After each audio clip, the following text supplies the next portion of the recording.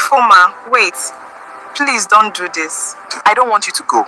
I know, but this is our future. I promise I'll succeed. The evidence confirms my client's innocence. The lecture halls of the General Studies GST building at the University of Nigeria, Nsukka, were often a chaotic blend of ambitious dreams and the humid heat of the afternoon. It was here, amidst the droning of a lecturer discussing Social Sciences 101, that Tochukwu, a sharp-eyed law freshman, first noticed Ifoma. While others were nodding off, Ifoma sat with a poise that commanded attention. She was a pharmacy student, her desk cluttered with thick textbooks and a neatly labeled notebook. Their eyes met during a brief debate on the ethics of medicine and law. Tochukwu was impressed by her logic. Ifoma was captivated by his eloquence. The intentional years. By their second year, the casual smiles in the hallway had transformed into long walks along the Love Garden and late-night study sessions at the Princess Alexandra Auditorium. By the dawn of their third year, they had moved past the puppy love phase. They were intentional. Tochukwu, despite his humble background being a self-sponsored student with no wealthy uncles to pave his way, promised Ifoma a future built on sheer grit. Ifoma, in turn, became his anchor, often sharing her pocket money or bringing him meals during the stressful periods of law school preparation. The breaking point. The final year brought a cold reality. The bubble of university life was about to burst, and the outside world was waiting with its demands. Tochukwu's struggle. As an orphan with no family backing, he knew his path was long. He had law school ahead, followed by years of undershagging, junior pupillage, before he could even dream of a stable income. Ifoma's pressure. As a beautiful pharmacy graduate from a reputable family, the suitors arrived in droves. Her parents, particularly her father, were adamant. They viewed Tochukwu as a starving artist of the legal world. They wanted her settled immediately with someone who could provide the security a pharmacist deserved. In a tearful conversation behind the Faculty of Pharmaceutical Sciences, they looked at the gap between their hearts and their realities.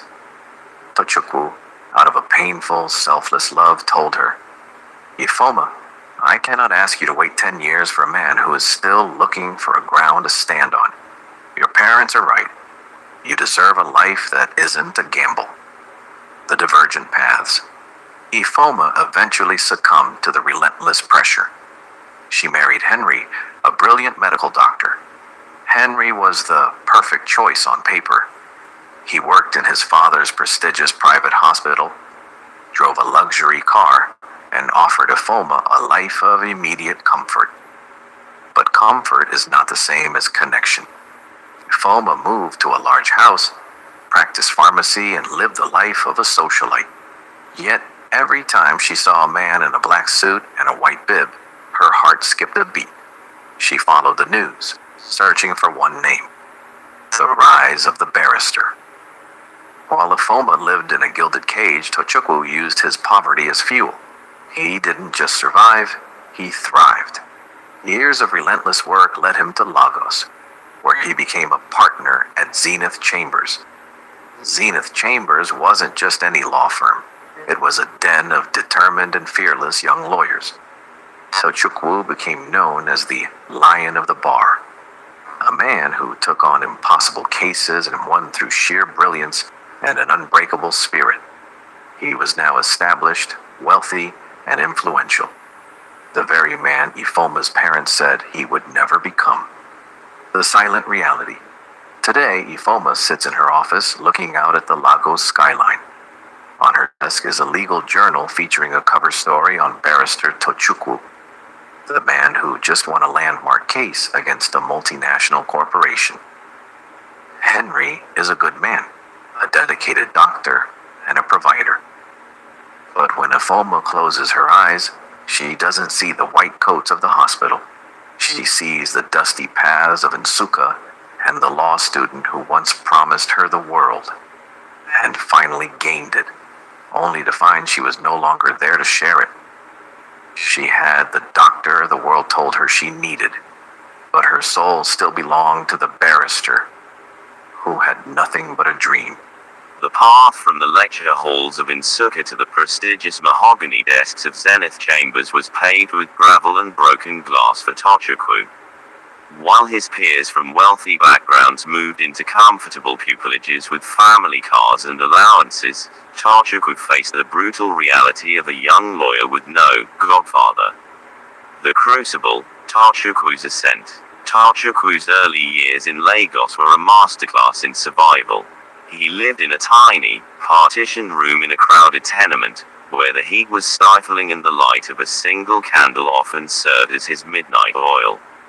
The physical toll: he would walk miles to the High Court in Igbosere to save transport fare, his black shoes worn thin at the soles, polished until they shone like mirrors to hide the cracks.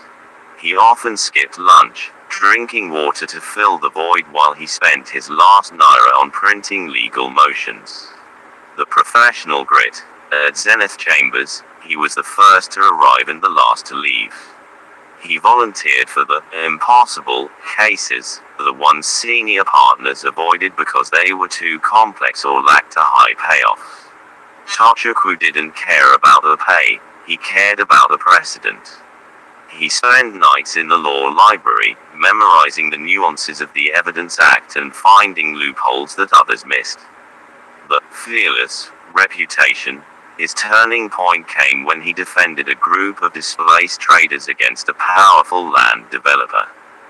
Despite threats and attempts to bribe his way out of the case, Tochukwu stood his ground.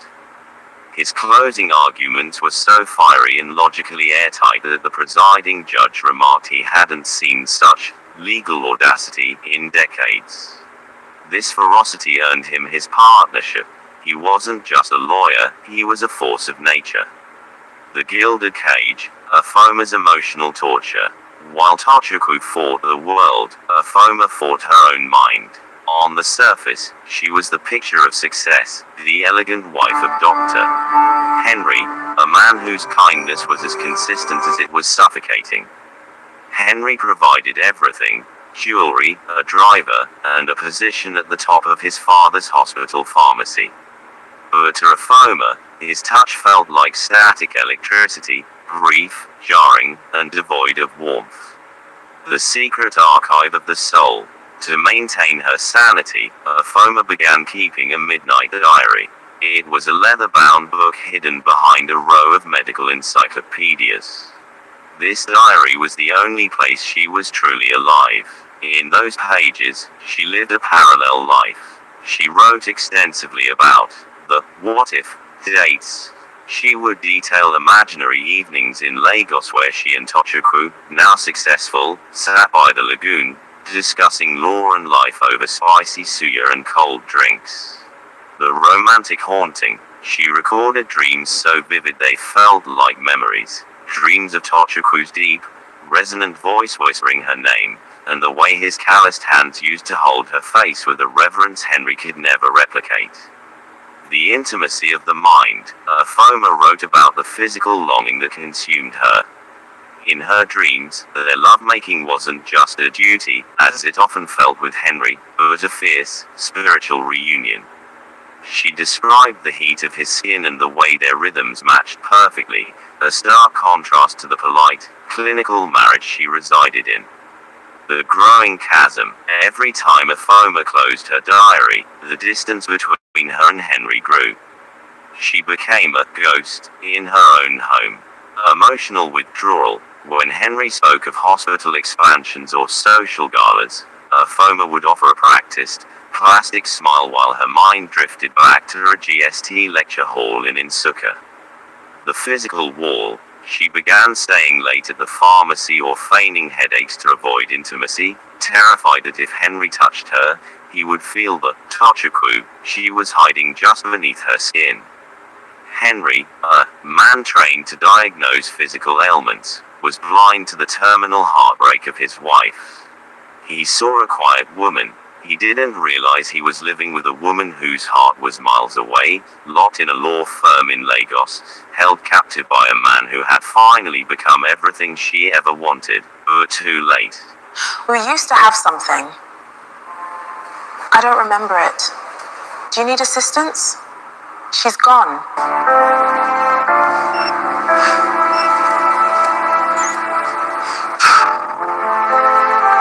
The walls of the sprawling mansion drive Henry had built for Afoma began to feel less like a sanctuary and more like a silent battlefield.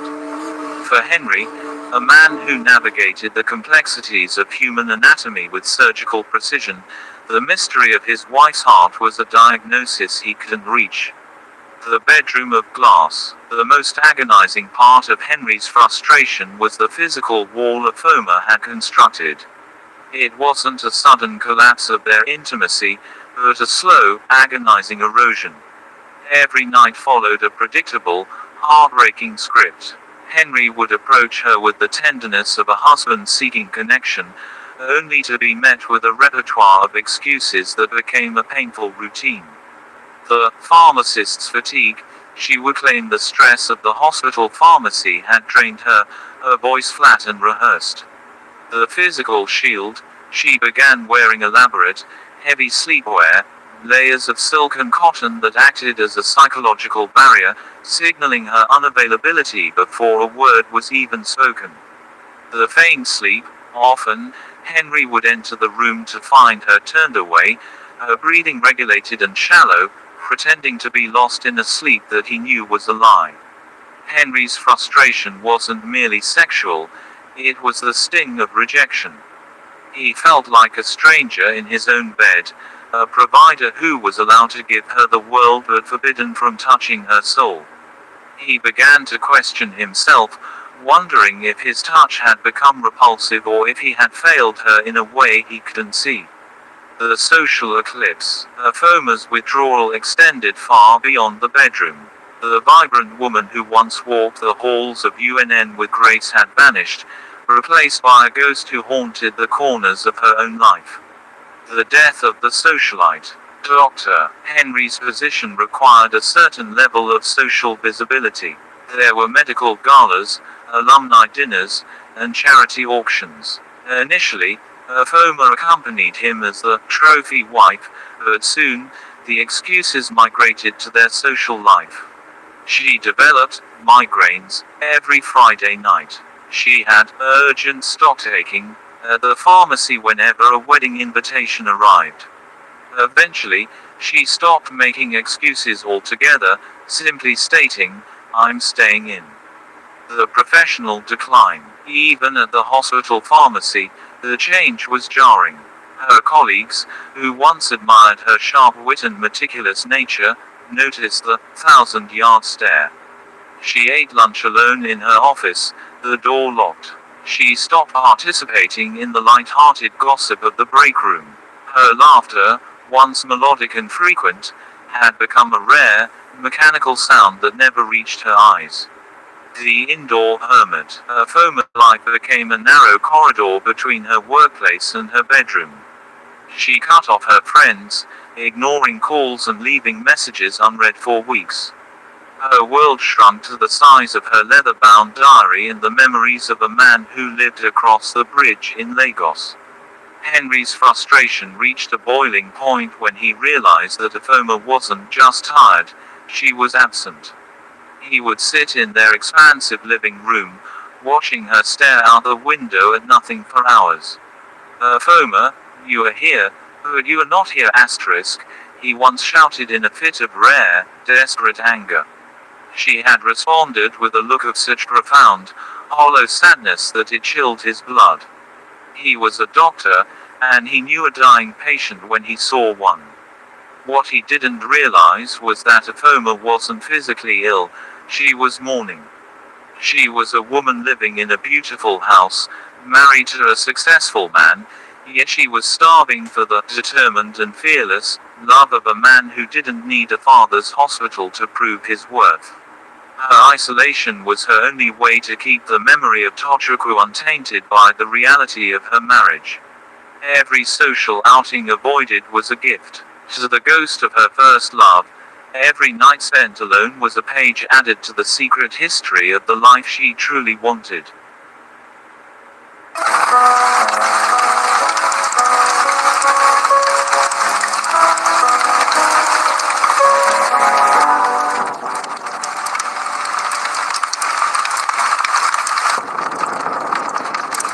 The silence of Athoma's life eventually became so loud that she could no longer ignore the impulse to find the man she had lost.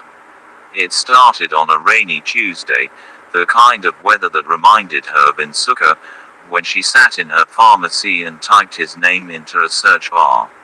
The digital ghost hunt. Athoma spent weeks scouring the internet for Tochukwu surname. She searched through LinkedIn, Facebook, and Instagram, hoping to see a face that had aged alongside her heart. But she found nothing. Tochukwu had vanished from the digital world the moment he entered the high-stakes arena of Lagos litigation. In the world of Zenith Chambers *, privacy was a weapon. Tochukwu had scrubbed his personal profiles, choosing to exist only in legal journals and court registries. He didn't want the world to see his personal life, he wanted them to fear his legal mind. To Athoma's growing despair, it felt as though the man she loved had been erased from the earth. The watcher in the shadows, Zenith Shark. What Athoma didn't realize was that while she was looking for a ghost, a shark was watching her. For years, a mysterious account with the handle @ZenithShark had been a silent follower of her private Instagram page. The account had no profile picture, just a dark silhouette, and 0 posts. Athoma had often wondered who it was, but in her state of emotional withdrawal, she assumed it was just a random bot or a distant professional acquaintance from the hospital. @ZenithShark never liked her photos. He never commented, but he was always the first to view her stories. When she posted a picture of a sunset with a cryptic, lonely caption, he viewed it within minutes. When she shared a photo of her pharmacy's anniversary, he was there, a silent witness to her professional success. He watched the subtle decline in her posts, from smiling photos to pictures of rainy windows and open books.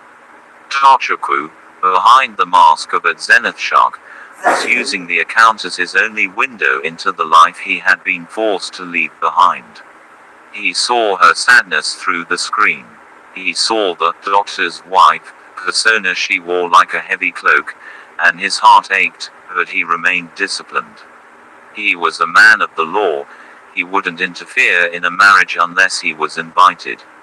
The moment of revelation, the breakthrough didn't come from a search engine. It came from a moment of professional intersection. One evening, while Henry was away at a medical conference, Athoma was browsing a legal news site, trying to find information on the famous Zenith Chambers she had heard people whispering about at dinner parties. She clicked on a high-definition video of a press conference following a landmark Supreme Court win. The camera zoomed in on the lead partner. He was dressed in a bespoke charcoal suit, his posture commanding, his voice a deep, resonant baritone that sent a physical shock through Athoma's body.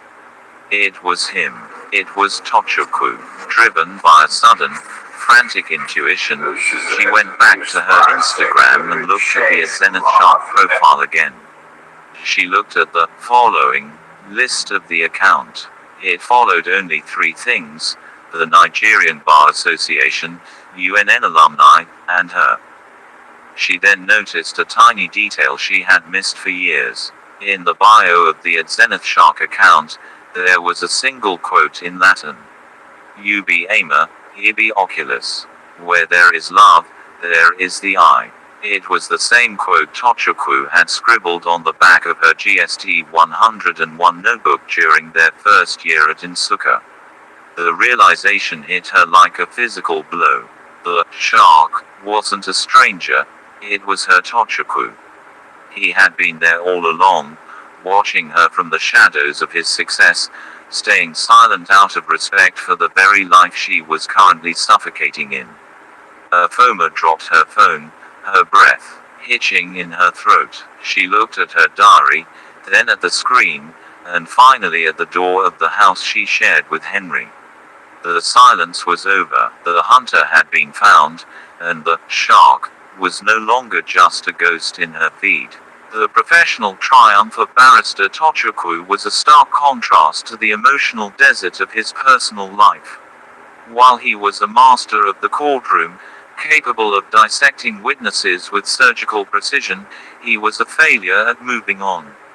For Tochukwu, every woman who walked into his life after Afoma was merely a ghost trying to fill a space that had been permanently shaped by a pharmacy student from UNN. The search for a substitute, the three relationships. After law school, Tochukwu tried to follow the logical path. He knew he was a rising star and that a man of his status needed a partner. However, his heart was a locked vault, and he had thrown away the key back in Nsukka. 1. Amaka, the intellectual peer. Amaka was a fellow lawyer at a rival firm. She was brilliant, sharp-tongued, and understood the grueling hours of Zenith Chambers. On paper, they were a power couple. They attended bar galas together and debated case law over expensive dinners in Victoria Island. The void, Tochukwu found her too clinical. When he looked at her, he didn't see the warmth he remembered in the GST halls. Their relationship felt like a merger and acquisition rather than a romance. He eventually ended it when he realized he was more interested in her legal briefs than her soul. 2.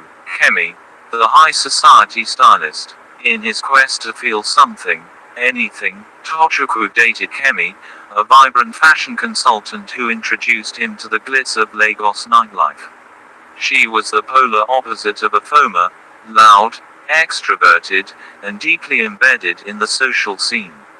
The void, the noise of Kemi's world only highlighted Tochukwu's internal silence.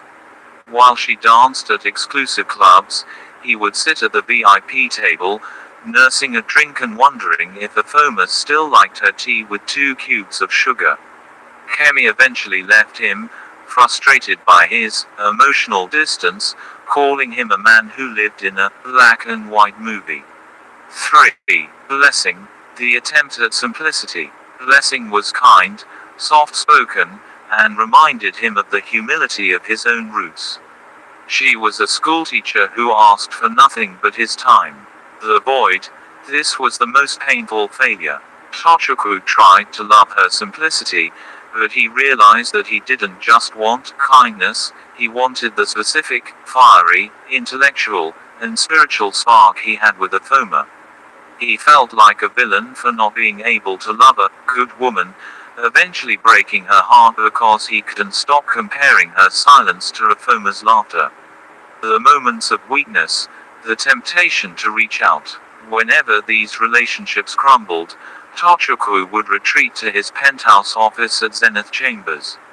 In the dead of night, with the Lagos skyline shimmering outside, the weight of his success felt like lead because he had no one to share it with.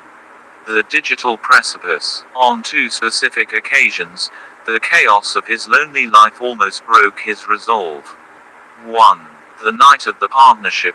After he was named a partner, the pinnacle of his career, he sat with his phone in hand. He had found Afoma's Instagram profile. He typed out a message, "I made it, Afoma. I have the house, the name, and the security. Is it too late?" His thumb hovered over the send button for an hour before the fearless lawyer succumbed to fear. He deleted the text, realizing she was a married woman and he had no right to wreck her peace.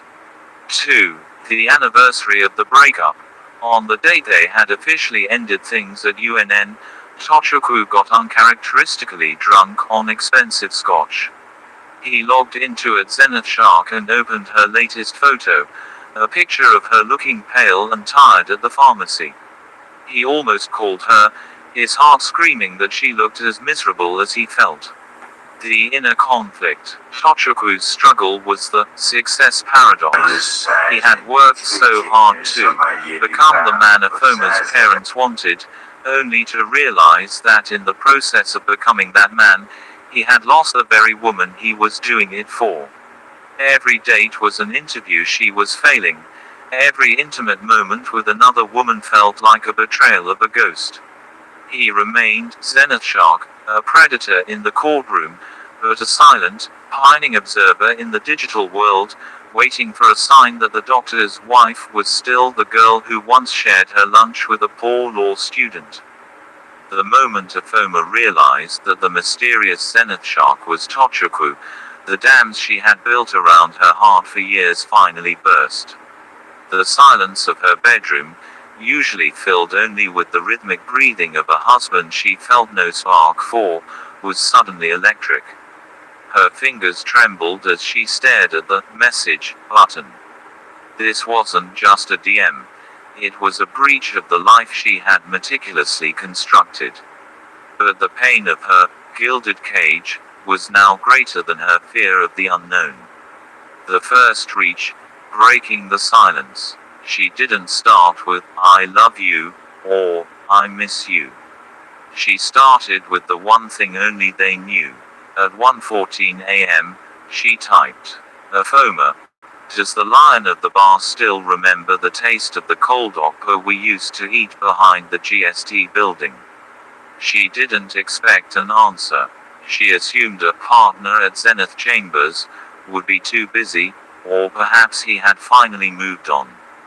But the scene icon appeared almost instantly. 2 grey bubbles danced on the screen, mocking her heartbeat. At Zenith Shark, "I haven't tasted anything as good since then. I've been waiting for you to find me, Afoma." The digital confession. What began as a tentative greeting turned into an all-night outpouring of years of suppressed grief and longing. Their chat became a sanctuary where the doctor's wife and the fearless barrister shared their titles. The depth of her pain, Afoma told him about her diary. She admitted that while she lived in a mansion, she was mentally living in a one-room apartment in Insuka. She told him about the emotional torture of her marriage, not that Henry was a bad man, but that he was simply not him. The revelation of the shark, Tochiko confessed why he had been following her silently. He told her about the 3 women he tried to date and how each one was a failed attempt to find her spirit in someone else's body. "I became a shark in the courtroom so I could build the world I promised you," he typed. "But I realized I built a palace with an empty throne." The evolution of the chat. As the days passed, the chatting became an addiction. It was no longer just about the past. It was about a desperate present. 1. The hidden screen. Afoma became a master of digital espionage. She changed his name in her contacts to a generic pharmaceutical supplier to avoid Henry's suspicion.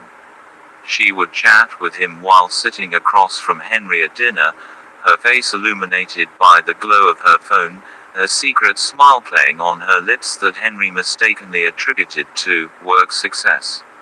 2. The shared dreams. They began to exchange what-if scenarios. Tochiko would describe his penthouse in Lagos and where her piano would sit. Afoma would send him snippets from her diary, the raw, unfiltered descriptions of her dreams about him. "Afoma, I dreamed of us last night.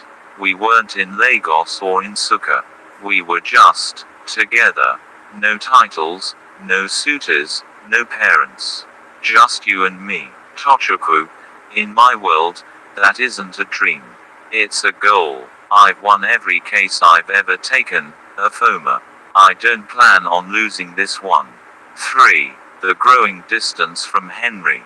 The more she chatted with Tochiko, the more repulsive her reality became. Every "good night, honey" from Henry felt like a lie. The chat was her oxygen. Her marriage was the carbon monoxide slowly stifling her.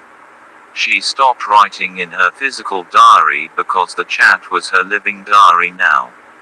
The dangerous threshold, the tone of their messages eventually shifted from nostalgic to urgent. The Zenith Shark was no longer content with just watching. Tochukwu, I see you in your photos, Afoma. I see the light that has but you treat this home like a prison and me like the warden. I am a husband, Afoma, not a spectator in your life. The intervention of the elders. Driven by a mix of heartbreak and wounded pride, Henry took the matter to Afoma's parents. In a traditional setting, a husband complaining to his in-laws is a grave signal that the foundation is crumbling. The parents' plea, her father, who had once championed Henry as the secure choice, was distraught. They called a family meeting, pleading with Afoma to regain her senses. They reminded her of the prestige of the marriage and the shame of a broken home. Afoma's defiance. For the first time in her life, the soft-spoken pharmacist stood her ground. She didn't shout. She simply spoke with the weary honesty of someone who had been holding their breath for years. You chose a husband for me based on his father's hospital, she told them. But you forgot that I am the one who has to live in the silence of his house. My soul is not here. It hasn't been for a long time. The finality of the gavel, when it became clear that Afoma would not, or could not, change, Henry made the hardest decision of his life.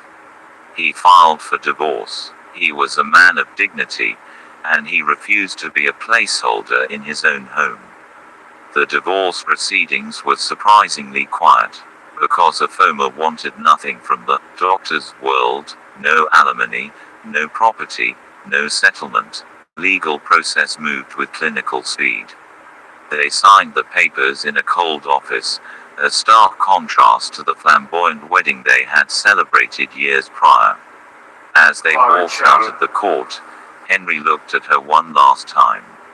I hope you find whatever it is you're looking for in that phone of yours, he said quietly before driving away. The road to Lagos, the return to Tochukwu. The day the decree nisi was finalized, Afoma did not cry. Instead, she felt a lightness she hadn't known since her third year at the University of Nigeria. She packed a single suitcase, leaving behind the designer clothes and jewelry Henry had bought her, and took the first flight to Lagos. The reunion at Zenith Chambers. She didn't call him. She didn't text. She simply showed up at the towering glass edifice of Zenith Chambers. When she stepped into the reception, the staff looked at her with curiosity. She didn't look like a high-profile client. She looked like a woman who had just traveled through a storm to find land. When the doors to the inner office opened, Tochukwu stood there. The lion of the bar froze. The Zenith Shark persona vanished in an instant. The realization, he saw her standing there, stripped of the doctor's wife armor, holding only a small bag and her dignity. He saw the woman he had watched through a screen for years, finally standing in his reality. The first words, Tochukwu didn't ask about the divorce or the scandal. He walked toward her, his bespoke suit a testament to his success, but his eyes reflecting the same boy from the GST hall. You're late, he whispered, his voice thick with emotion. I had to walk the long way, Afoma replied, a genuine smile finally breaking across her face. But I'm here now, in the heart of Lagos, surrounded by the fierce energy of his law firm. Tochukwu finally led the woman he loved to the empty throne he had built for her. The pharmacist and the barrister were no longer victims of timing or poverty. They were two people who had survived the world to find their way back to the love garden. This merger means everything to us. But at what cost? We're losing ourselves in the process. Cheers to us. Congratulations, we are so happy for you. We wish you the best. The reunion at Zenith Chambers was not just the end of a long separation, it was the beginning of a deliberate, high-intensity courtship. Tochukwu, now a man of immense means and influence, was determined to give Afoma the life they had only dreamed of while sharing Nsuka's garden egg and groundnuts. The slow burn, reigniting the flame. Despite the years of longing, they didn't rush into the physical. They spent the first few weeks relearning each other. Tochukwu realized that Afoma was no longer just the shy pharmacy student. She was a woman who had survived emotional warfare. Afoma realized that Tochukwu's Zenith Shark persona was a shield he wore for the world, but with her, he was still the boy who quoted Latin poetry. Late-night debates. They spent hours in his Ikoyi penthouse, recreating their GST debates. He would argue constitutional law while she explained the chemistry of the brain's dopamine during love. Healing through presence. Often, they would simply sit in silence, holding hands, a luxury they hadn't had for nearly a decade. For Afoma, the silence was no longer a prison, it was a sanctuary. The dates, from Nsuka dreams to Lagos reality, Tochukwu used his success to curate experiences that signaled a new era. He wanted to erase the memory of her clinical, forced marriage with Henry. The private beach escape. Tochukwu rented a private stretch of beach in Alashe. Away from the prying eyes of Lagos high society, they walked barefoot in the sand. There were no suitors, no parents, and no medical conferences, just the sound of the Atlantic and the man she had always wanted. Nostalgic luxury. One evening, Tochukwu surprised her by flying in a famous chef from Enugu to prepare a gourmet version of the local delicacies they used to eat at UNN. They sat on his terrace, overlooking the Five Cowries Creek, eating abacha and ugba paired with vintage champagne. The art of courtship. He took her to private art galleries and jazz clubs where the music was as deep as their history. In these outings, Afoma blossomed. The ghost vanished, replaced by a woman whose laughter finally reached her eyes. The romance and intimacy. Their romance was characterized by fearless intensity. Tochukwu was intentional about every gesture. He didn't just buy her gifts, he bought her freedom. He helped her set up a state-of-the-art independent pharmacy in a highbrow area of Lagos, ensuring she was never again dependent on a man's family business. The lovemaking of souls. When they finally moved into physical intimacy, it was nothing like the mechanical duty she had felt with Henry. It was a spiritual homecoming. In the quiet of the night, with the Lagos city lights shimmering through the floor-to-ceiling windows, the union was a celebration of survival. It was fierce, tender, and underscored by the knowledge of how close they had come to losing each other forever. The marriage plans. A new covenant. Unlike her first marriage, which was a transaction of social status, their marriage plans were built on a foundation of mutual respect and long overdue justice. The defiant traditional wedding. They decided to return to their village for the traditional rites. Tochukwu, now a billionaire barrister, arrived with a convoy that silenced every critic.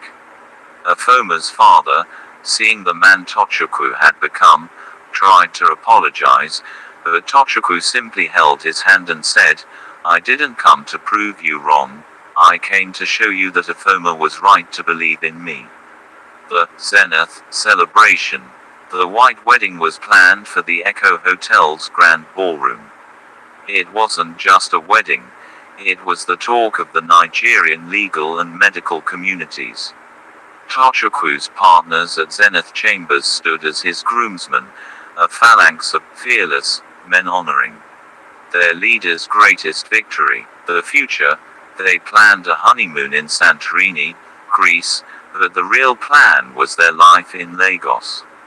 They designed a home that included a massive library for him and a laboratory for her. The diary's final page. Afoma took her old leather-bound diary, the one she had used to hide her dreams of Tochukwu while married to Henry, and brought it to him. On the very last page, she wrote, "The dream has ended because the reality has finally begun." They burned the diary together in a small fire on his balcony, letting the smoke of past sorrows carry away the last of the ghosts. They were no longer the law student and the pharmacy student with nothing. They were the power couple of Lagos, two souls who had proven that in the court of love, persistence always wins the case. Prosperity and endless love.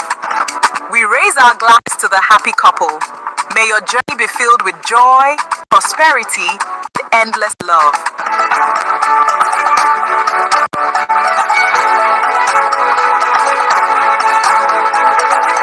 The transition from their long-awaited reunion to the formalization of their union was a masterclass in redemption. For Tochukwu, returning to Afoma's family home was not just about fulfilling tradition, it was about reclaiming the dignity that poverty had once denied him. The return of the lion, meeting the parents. The air in Afoma's family compound was thick with tension and expectation on the day of the formal introduction. Years prior, Tochukwu had been the boy they dismissed. Now, he arrived as a force to be reckoned with. The entrance, Tochukwu did not arrive with arrogance, but with the quiet confidence of a man who had won his battles. He was accompanied by senior partners from Zenith Chambers and a few influential UNN alumni, creating a convoy of black SUVs that signaled his arrival long before he stepped out. The confrontation. Afoma's father, a man of old-fashioned principles, sat in the center of the living room. The silence was heavy until Tochukwu spoke. He didn't boast about his bank account or his Lagos penthouse. Instead, he spoke of his consistency. "I stand before you not as the student who had nothing, but as the man who never stopped building a world worthy of your daughter. I am here to claim the woman who has always been mine in spirit." The acceptance, seeing the light in Afoma's eyes, a light that had been extinguished during her years with Henry, her parents realized that the same choice had nearly cost the daughter her soul. With a mix of apology and newfound respect, they gave their blessing. The traditional rites, Igba NKWU. The traditional wedding in the village was a vibrant explosion of Igbo culture. Tochukwu was determined to satisfy every requirement of the Imigo bride, wealth, and more. The requirements, Tochukwu met the traditional lists with fearless generosity. From the premium wrappers and coral beads for the kindred women to the livestock and tubers of yam for the elders, he ensured that no one could say he fell short. He didn't just meet the requirements, he exceeded them as a tribute to Afoma's resilience. The search for the groom, in the highlight of the ceremony, Afoma, dressed in stunning George fabric and heavy coral beads, navigated the massive crowd with a cup of palm wine. When she finally found Tochukwu, she knelt and handed him the cup. He drank it all in one go, stood her up, and tucked a bundle of high-denomination notes into her hand, a public declaration which he would never know lack again. The lavish white wedding, the zenith of love. The white wedding in Lagos was a spectacle of luxury that bridged the worlds of law and medicine. Held at the grand ballroom of a five-star hotel, Prosperity it was designed to endless be the love. wedding of the day. We raise our glass to the happy couple. Hall Your was journey transformed filled to imperial garden, prosperity echoing and the endless love love. garden of UNN but with a sophisticated twist. Thousands of white orchids hung from the ceiling, and the floor was custom-made glass runway. The ceremony, the vows, when they stood at the altar, the room went silent. Tochukwu, the man known for his determined and fearless legal argument, found his voice breaking. He vowed to protect her heart with the same ferocity he used to defend the law. Aphoma's vows were a testament to waiting, a poetic tribute to the long way they had both traveled. The appearance, Aphoma was breathtaking in a bespoke lace gown with a cathedral-length veil. Tochukwu looked every bit the Zenith Shark, in a midnight blue tuxedo, though his sharp features softened every time he looked at his bride. The reception. The party was an unapologetic celebration of success and love. The guest list, the who's who, of the Nigerian legal world attended. Senior advocates in Nigeria SANs rubbed shoulders with top pharmaceutical executives. The honeymoon, in true legal fashion, the dance floor became a scene as friends and colleagues parade the couple. It was a symbolic reversal of Tochukwu's university days when he struggled to report textbooks. The grand finale, as the night ended, the couple walked out under a canopy of sparklers. They weren't just leaving the party, they were stepping into the life they had dreamed of since that first GST lecture.